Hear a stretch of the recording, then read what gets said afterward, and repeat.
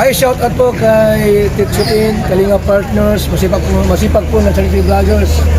Kahit saan po, lumalaban sa hamon ng buhay. At po i-subscribe po, Teacher N, ang kanyang official YouTube channel. Salamat po mga Kalinga. Hi everyone, welcome back to my YouTube channel, and this is Teacher N once again. Bumabati sa inyo na magandang umaga, magandang hapon at magandang gabi sa inyong lahat.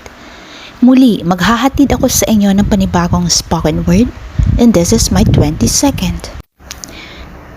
Kaibigan, wala ka bang kahihiyan? Napakarami sa ating mga kababayan ang sadyang oportunista, mapanlamang sa kapwa. Makuha lamang ang kanilang mga minimithi, ang kanilang mga pangarap, fame, wealth, ano pa? Yun ay mga bagay na hindi kailanman madadala sa ikalawang buhay.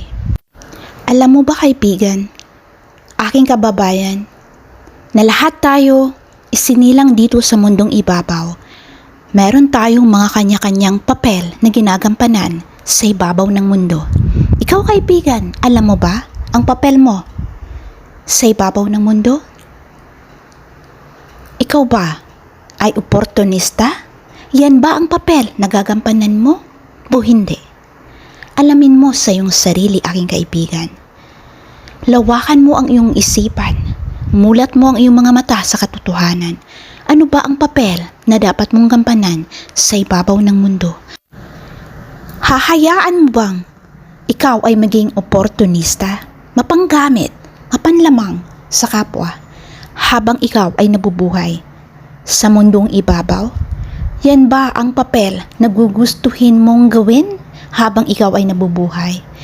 Tandaan, aking kaibigan, isang beses lang tayo mabuhay sa mundong ibabaw. Pag ang ating buhay ay binawi na ng Panginoon, hindi mo na kailanman mababalikan at hindi mo na masasabing sana ginawa ko ang tama nung ako ay nabubuhay pa. Kaya aking kaibigan, mag-isip-isip, magbago-bago ka na.